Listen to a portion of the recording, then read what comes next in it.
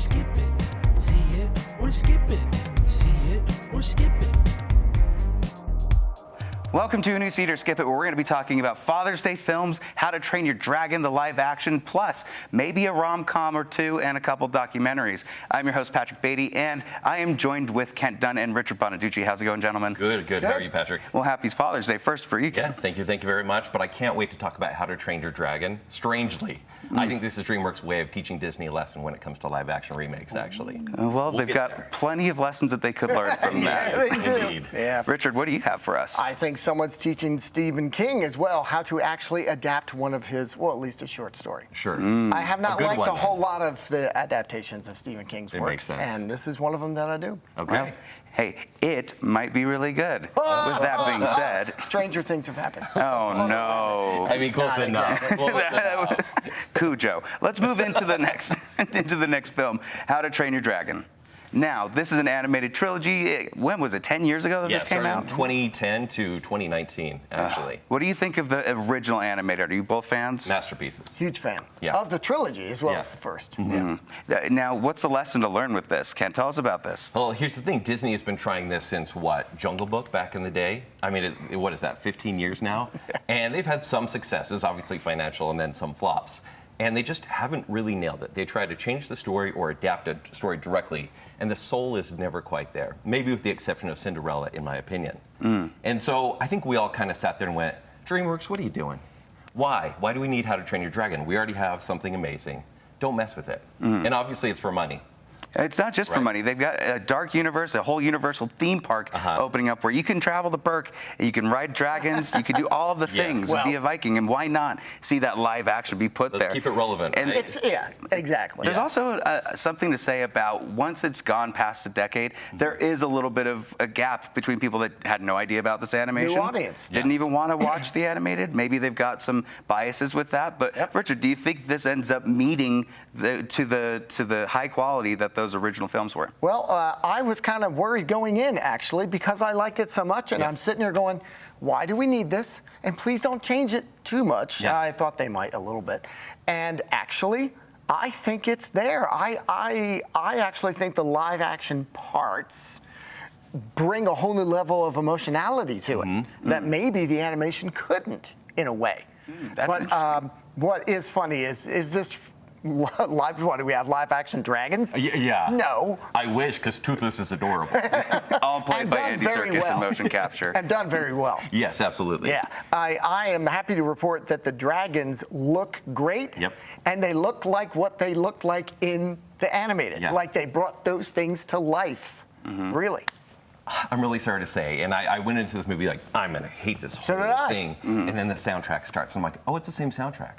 Oh, it's the same story, it's the same characters. And maybe the acting isn't quite there. Maybe the energy isn't quite there. It's a little muted Here in and there, colors. a little bit. But then I said, why do I love this so much? I got Because the sucked in. story is enduring, it will stay with you, Yeah. and I think they nailed those parts. This is from the same director that made the original too. You cannot discount that Lilo and Stitch, which turns out that he was the guy that first did Lilo and Stitch. Okay. So it's very funny to have both these live actions coming out at the exact same time and see the difference in quality, in my opinion. I think that this is one that will stand the test of time. We are going to see sequels of it, and kids are going to absolutely love all of this. I agree with you, though. I think there's a few points, particularly when it comes to all of the kids interacting with each other, having to train the dragon, where maybe the pacing just feels a little off. Yeah, they Some of had the about lines don't work. 25 extra minutes Yeah, for those scenes. I'm not sure how well it worked, and maybe they could have built that group dynamic a little better for that ending, and I felt that was more in the original animated. But man, you can't knock it when they actually do it pretty well, right? Yeah. I they mean, did. in this, listen, I don't need to watch this one again. I thought it was great, but I also have the original classic as well. So that's my go-to, but I'm so glad that this one exists. I think it's masterclass of remakes, which shouldn't exist at all. So it's the best of the worst. What was the trick? What do you think they did in this? Adapt it directly, kept the same crew, essentially, even some of the same voices for the actors. Even some of the Gerard Butler, for instance, et cetera. Yeah. Oh, if they can he do it, commands the screen with right? this. If they can do the character, then let them. But deep down inside, they didn't change the theme of Toothless and Hiccup, of best friends somehow. Yep. So they are iconic characters now, and if you've got a dog, if you've got a cat, if you've got any pet, you really do feel for all of these creatures. I love the design. It definitely gives a little bit more of a scary vibe. So maybe if you're younger, not necessarily one that you should take the youngest kids out to. They could watch the animated and probably get the same effect, maybe more. But for me, it's a see it. What do you guys think? Yeah, absolutely see it. Oh, it's see it for sure. And by the way, I saw it in 3D. And I don't think you need to do that. Okay. That's a good point. It did give a little bit of depth to it, but it actually made some of the animated CGI stuff look a little less real. Okay. And I was able to see parts of it in the theater, and I went, oh, that actually looks better non-3D. Perfect. So if you're going to take a family, especially because it's going to cost more 3D, I forego the 3D. Okay. Let's address this whole live action versus animation thing, because I've got qualms about defining something that is so heavy in CG and immersed in blue and green screen. The Lion King, for example? It's really tough. It's still an animated, in my opinion. It's tough to define and we're that. all in the UFCA, and we have to vote on these things. And is this live action? I mean, half of it isn't. It's like when the who is it? The Globes put something in musical and comedy, and you're like, that's not. It's neither. Yeah. This is a straight drama. It's the Roger Rabbit of remakes. Yes, right? they need to come up with a Roger Rabbit title for this genre. What they need to have is a Roger Rabbit live action and CGI the characters. Maybe a live action hybrid. You just the gave right Disney word. idea. Absolutely. No one cares about this. Also, there's like, who cares? Is it a good movie? People should check it out. It is weird though. It is same weird. way with Lion King, live action. No, those are talking lions. Yeah. Like, how live is this? I don't know.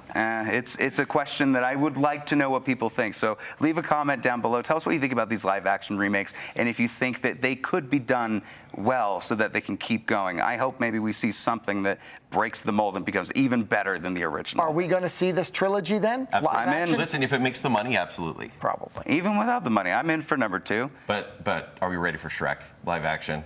Oh, Are we ready? No, they still got to make Shrek 5, and they know not to do that. Yeah. Andy Serkis isn't ready for that motion capture He's the performance. only guy. Yep. Well, with that being said, let's move into our throuple between Madam Web, Captain America, and Mr. Fantastic. We've got The Materialist. This is on in theaters right now, directed by Celine Song, who did an incredible film, Past Lives. Literally 2 years from this week. Wow. Exactly. I saw the memory on my Facebook. I was like, wow, they really timed that out well. Yeah. I think this is a very interesting kind of anti-rom-com in a lot of ways, because it presents itself that way. And you think when you're going into it that that's what the film's going to be. But then it gives you that really cool depth of characters and really exploring just what life is and what characters' relationships are. I think that's part of the problem. People are going. We just talked about expectations for Dragon.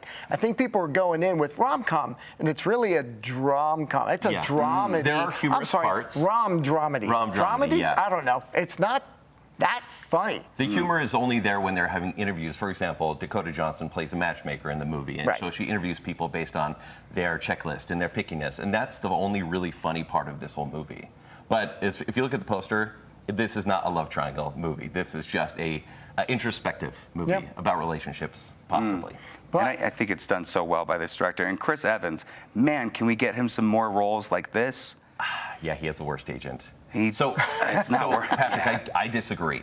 Past Lives to me is a masterpiece. It is such a beautiful movie. This one feels like it was kind of thrown together. Really? Yeah, I feel like they were looking for a theme, they were looking for an ending, and there's a lot of big speeches and a lot of wooden dialogue, to be quite honest. I thought Chris Evans was the standout. Yeah, okay. But as far as Pedro Pascal, I got a 10-minute, one-shot scene of him being told he's a unicorn. And he absolutely deserves it. Going I get it, he's in everything, but I'm a little tired of it at this point. Look, I am a card-carrying member of the Pedro Pascal fan club, all right? So I'm still in with it, but you're right, he's back in it again. Oversaturation. There was a trailer for a Pedro Pascal film when I was going to watch the Pedro Pascal movie. Yeah. Richard, what did you think of this one? Well, again, I went in thinking rom-com, and I thought more dramedy romantic, and I do agree that some of it worked and some of it felt out of left field a little bit.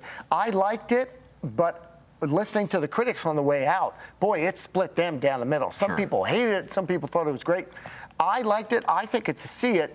But I think go in knowing this is more of a drama romantic than a rom-com. You go in thinking you're gonna it's How to Get a Guy in 10 Days. Yeah. No. There's some pretty heavy themes in here, and I think anyone who's out in the dating world of even Gen Z or my age is gonna. They'll see themselves in it a little. I mean, a little bit. It's spread out. Yeah.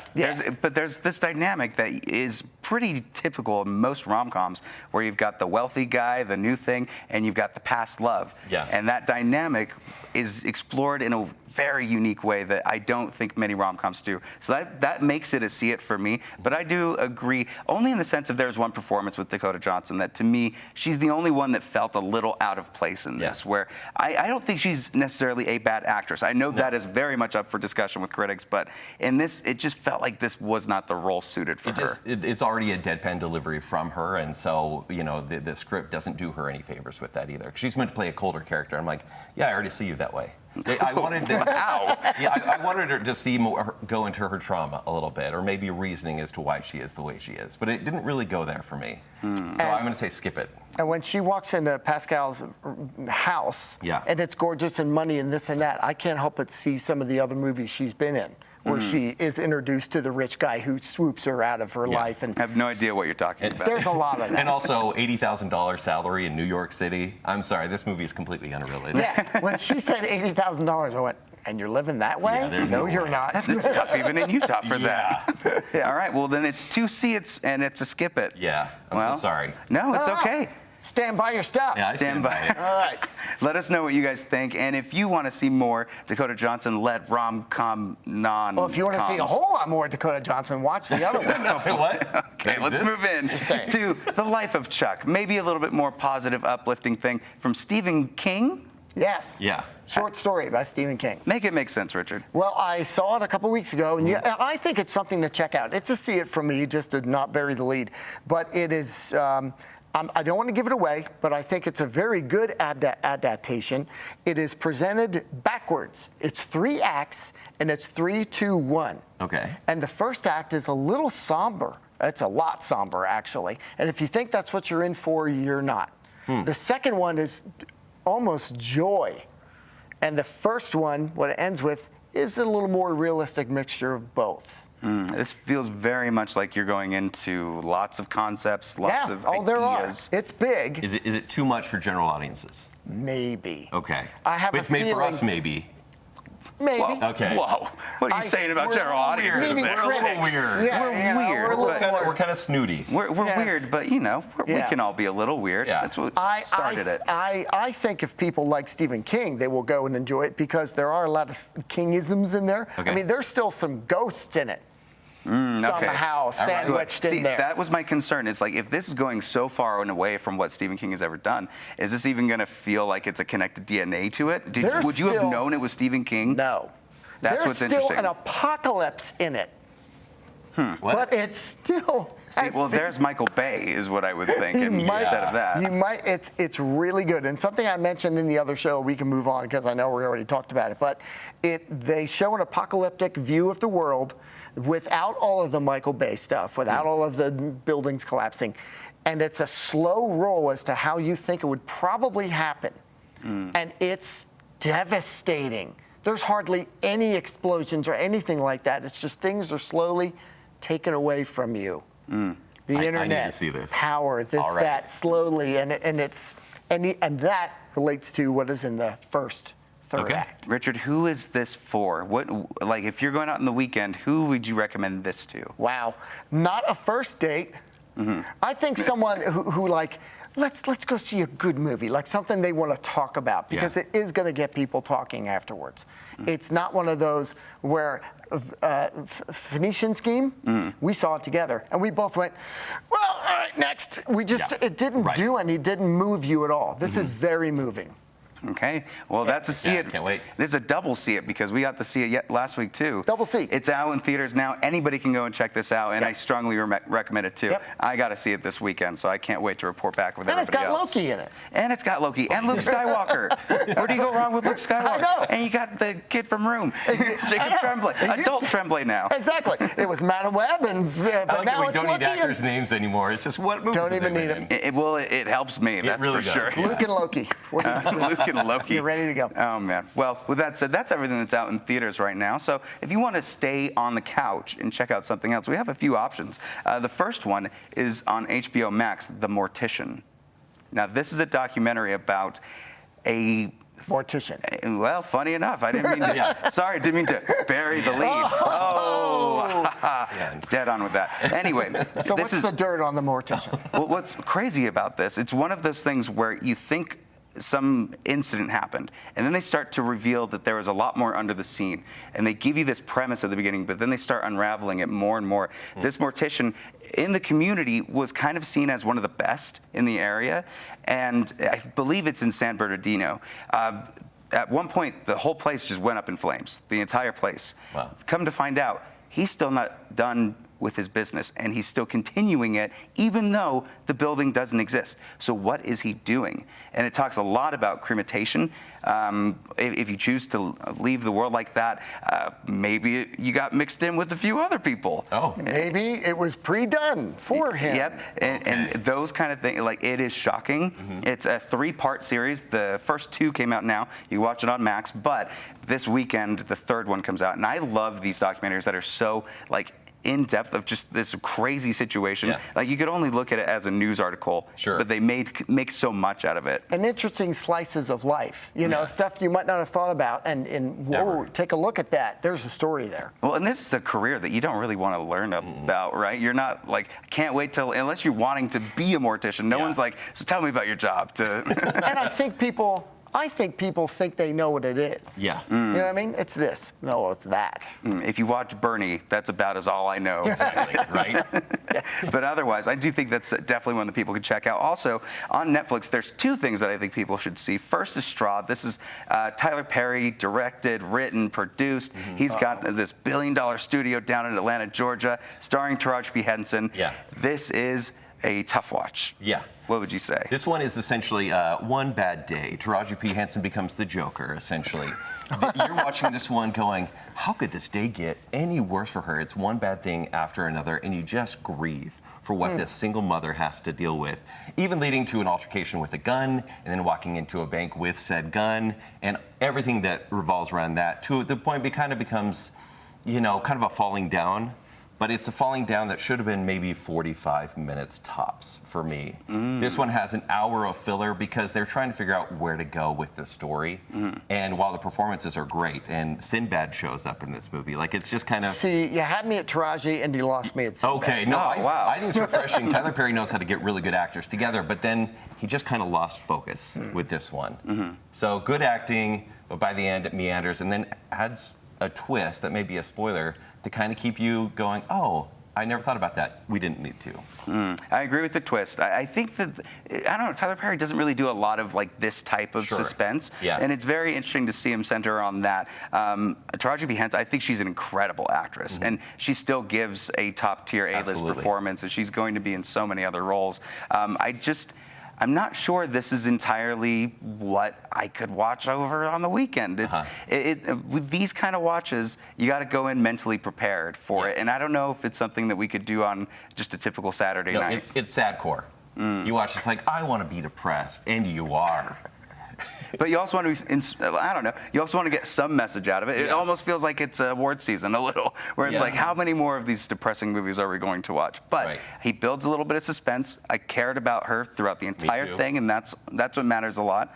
But I don't know. I think this might be one that you could check out anytime. It's #1 trending on Netflix It's right a now. background watch at best, which is Netflix par for the course, generally. Sounds like a see it or skip it. Yeah, we got them both on The that. name of the show. And there's also one other. There's a competition going, I think, between streaming services Yeah. to get out a documentary about the Titan submersible. Yeah. We talked about this last week, that there was one that came out. Discovery had done it, and it was much more of a during the moment, someone was filming what was going on, Wow. and they used that to compile basically the investigation of should this guy have even started the process. This new one looks at it from a case basis, like if a lawyer were going to break down every single thing that happened. They're told in very different ways, but the effectiveness, I think, is a lot stronger on the HBO one, on the Discovery one.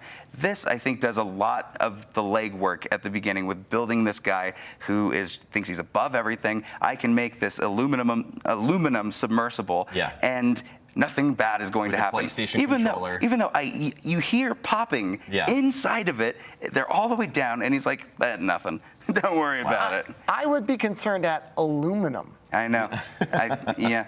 It's probably not aluminum. I think it's probably titanium. It seems like Okay. for something documentaries, they generally adamantium. go a little more entertaining, right? Maybe this is more entertaining to watch for the regular person than the HBO one, perhaps. Well, everyone was so fascinated with this. Yeah, Me right. too. Like, that's why I watched both, because I'm kind of a freak like that. Yeah. And this does give you all the information that you were hoping for, plus a little extra. You kind of see this demise of a guy that really thought he could do whatever with no consequences. So definitely worth checking out. And with that, there's Echo Valley. So basically in this one we have Julianne Moore, and she plays this mother. She runs a ranch with horses, taking care of horses, and her drug-addicted daughter, or formerly drug-addicted, Sydney Sweeney, comes back into town.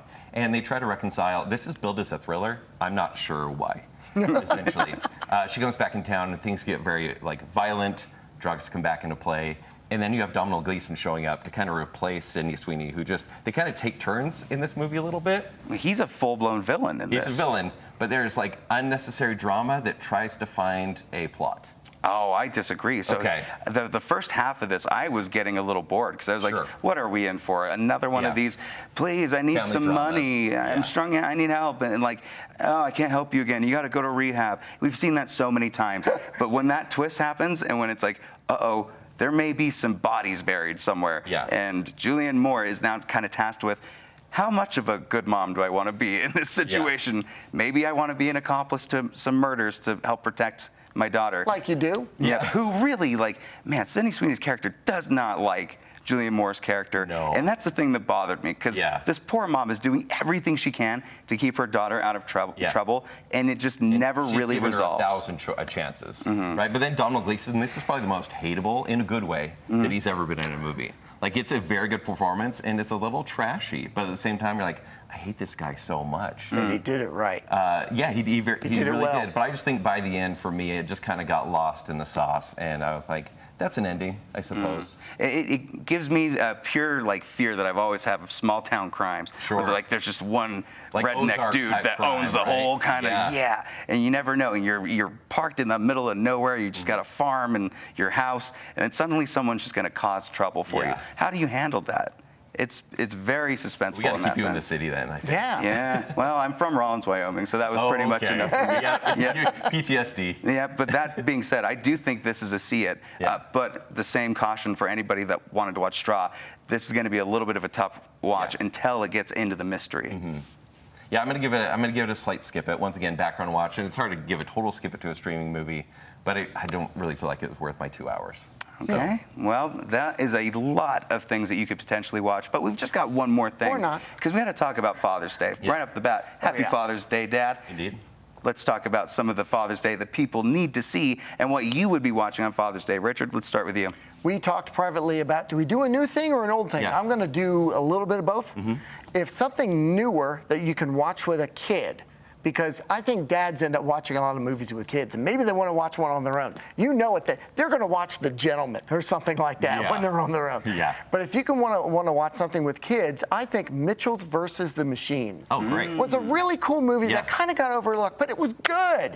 And I think there's a very strong father's message in there as well. But if you want something a little bit older, Michael Keaton's Mr. Mom.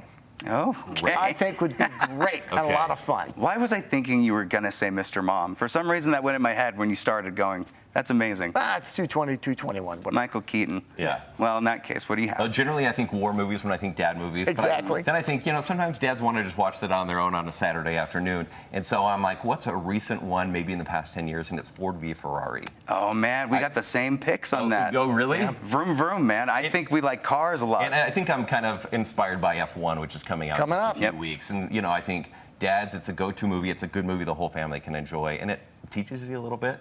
So. Oh yeah. Yeah. Well, and not to mention, it's got some of the greatest like action shots of these driving sequences. Matt Damon's great. I have a great time with it. Great performances all around in that movie. Yeah. And so you can add Gone in 60 Seconds to that. You can add any type of racing film, even Speed Racer. Let's throw that in. How about Speed? Yeah, actually, I would any do dumb Speed. action movie that you can find in a Walmart $5 bin would apply. If you were the dad of I all was dads. thinking Rush. Sorry. Oh, Rush is a good one. Speed, Speed sure. and Rush. And you know what? Feature. Let's add one more. Talladega Nights. Yeah, absolutely. Anything with John C. Reilly and Will Ferrell, to me, is kind of a dad movie. Yeah. Because it's got that crass humor that maybe you can't watch with your family, but your dad's laughing the hardest in the other room. Trying not to, but he is. Yep, Anything with Baby Jesus, which is my favorite Jesus. Anything with that. The Nativity Story. That's right. Oh, wow. No, I think Ford v. Ferrari's great. I would say Indiana Jones is always a classic. Sure. But for me, I couple of them. would stick with you. I go Ford v. Ferrari. Yeah. Maybe Logan. I don't know. Logan's got a pretty good dad message, There's especially true. if you love superheroes. Yep. But with that being said, I think that wraps up this week's See It or Skip It. What did you guys think, and who is your predicted winner for the week? My guess it's going to be How to Train Your Dragon. I think we're going to be getting $1 dragillion. Yeah. Oh, Dragillion. Yep. What about you? Who knows how much that is? That is the winner for sure. Yep. It's got a built-in audience and Father's Day. They're going to take their kids. And word of mouth is great. Yep. Cannot wait to hear what you guys think. So thank you again so much for joining us. Kent, where can the people find you? You can find me at the Bacon Cell Podcast on Spotify and iTunes. Richard. At RoboRobo on Instagram and whatnot, Perfect. but also 106.7 on Fridays and here. At least for a Absolutely. little bit longer. But don't tease it too much. All right, and also take a look at the screen right now. There's a QR code. Make sure you scan that. It'll take you to all of the places that we have our See It or Skip It headquartered at. Whether you want to go to the podcast that's being featured on the Critics' Choice website right now. Very fun. You can check out our Facebook, Instagram, anything you want. This will go out on all of those platforms. But until then, thank you again so much for watching. We'll see you at the next review, and here's a tease of what's coming next week. 7, 6, 11, 5, 4, 17, 32 the day before.